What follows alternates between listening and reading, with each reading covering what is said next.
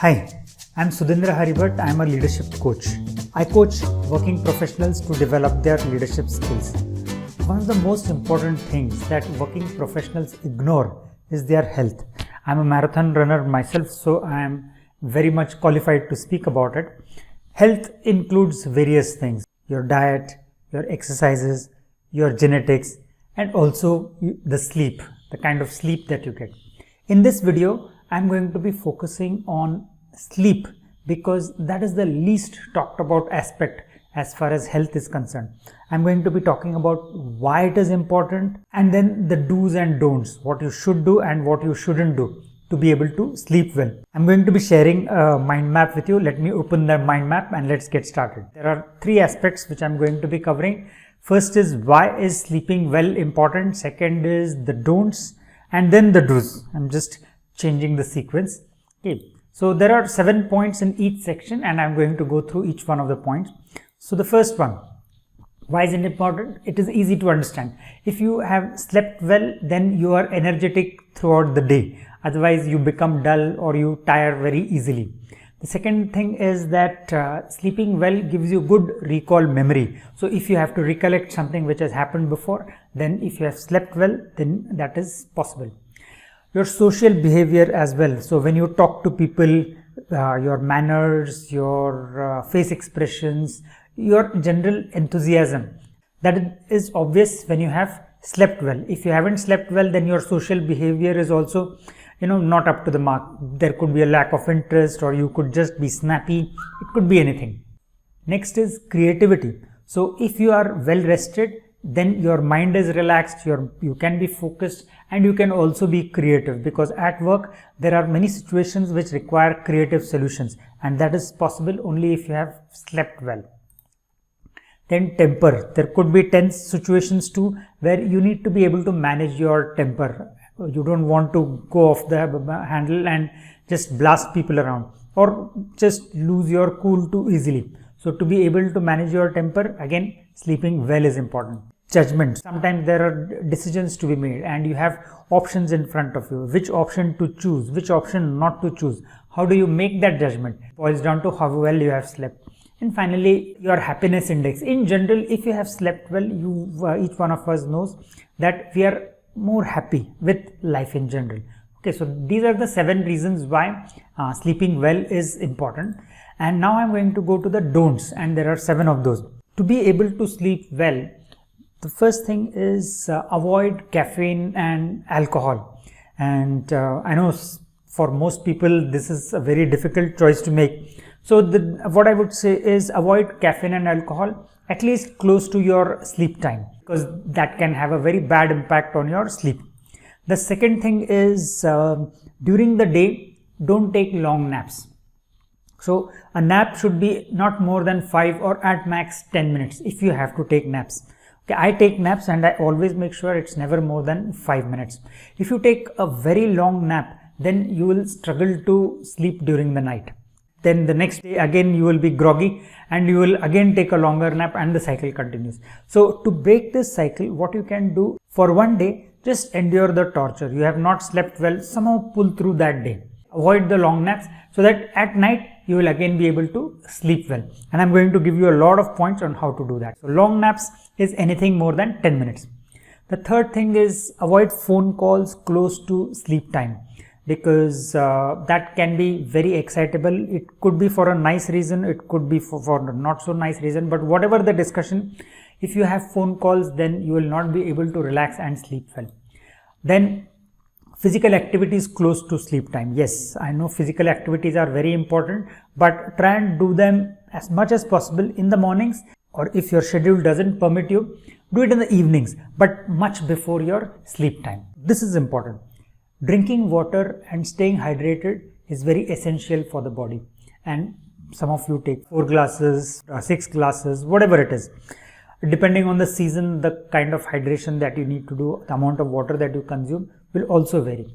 However, there is one universal rule that should be applied, which is that avoid having water after sundown. Even if you have to have water, just a little, maybe a sip or 2. What you should do is during the day have lots of water, and by 5 p.m. or so stop drinking water. Your body needs to process the water.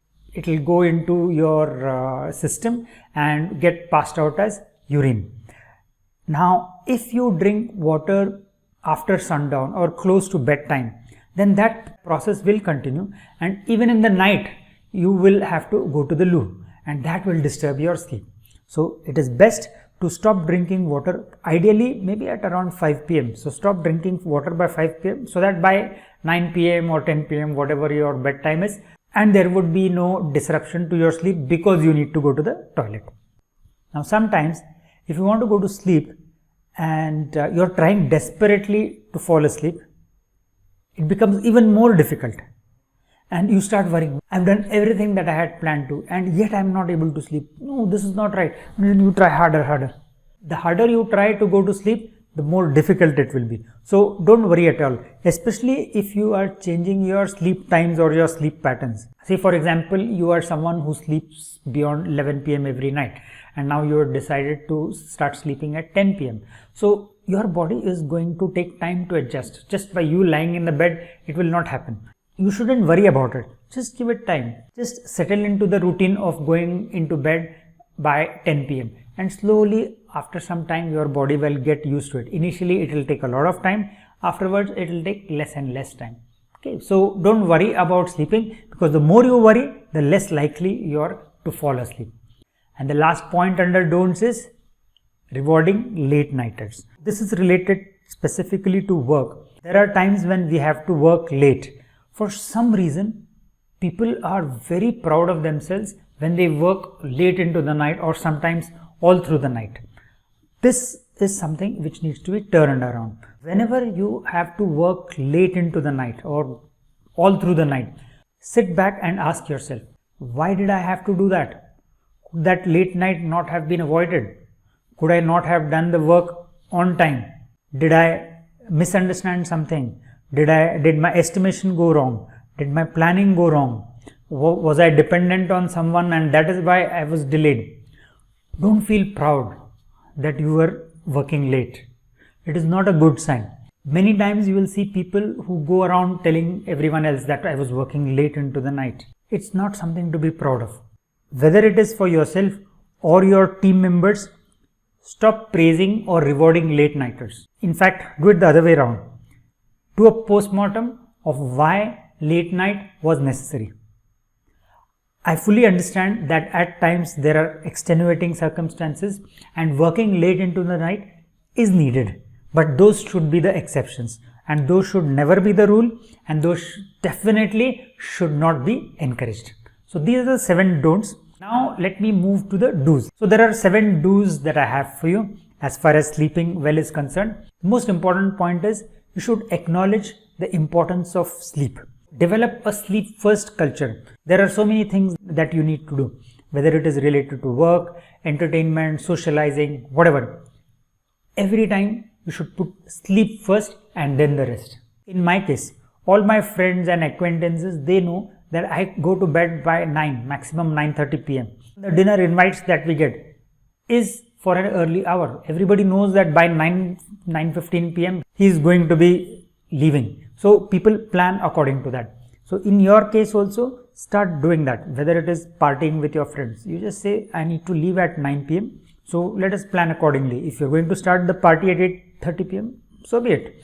I may not come, or I will leave within 30 minutes. Irrespective of how much pressure you are put under, if you decide that sleeping is the most important thing, then it becomes much easier and people will understand. Initially they'll make fun of you, but over a period of time they will definitely understand. Second thing is you need to get family buy-in. So if you have your family with you, then they also need to understand and appreciate that sleeping is something that you are going to be giving a lot of importance to, and they will have to accept it. If they have to make certain changes like cooking time, or reducing the volume of the TV, or switching off the bedroom lights, then that is very essential. You don't have to enforce the same philosophy onto them, because then they will become rebellious. So initially just say that I'm going to be sleeping at this hour. Please make sure that I'm not disturbed and everything is taken care of. Just convince them about it and tell them why it is so important for you. Next thing is eat early. The thumb rule for eat early is about 2 hours. So 2 hours before bedtime is when you should try and have your last meal. This I think is common knowledge and everyone should be following it no matter what. By default, everyone brushes in the morning and has a bath in the morning. Many people also brush in the night. What most people don't do is taking a bath before going to sleep.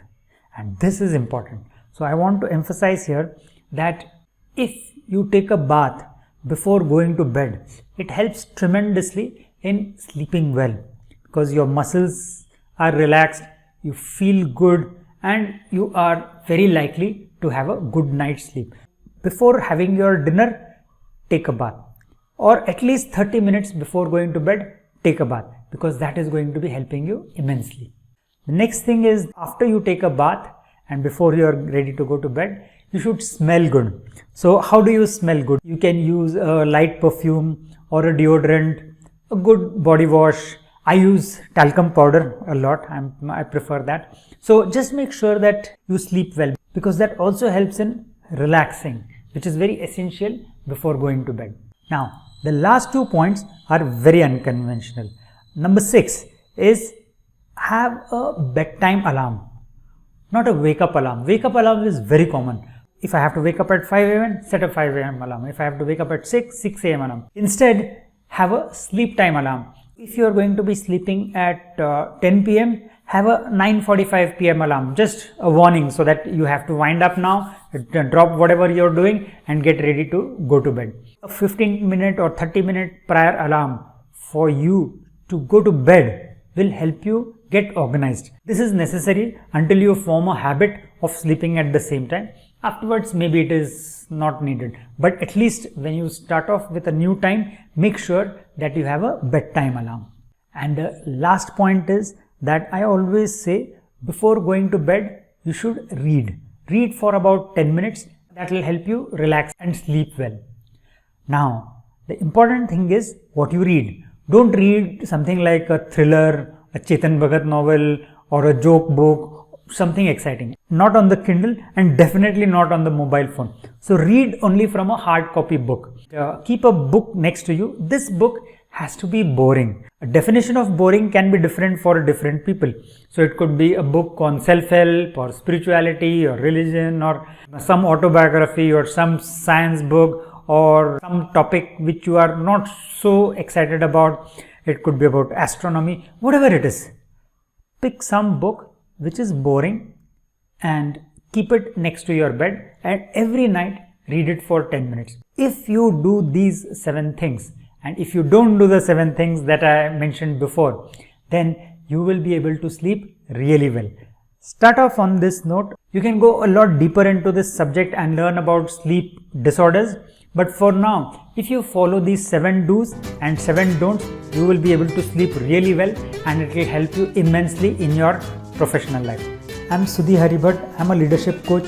To learn more about critical skills that are needed for working professionals, you can join me in my next webinar. The link is given below. Register for the webinar and I'll see you there.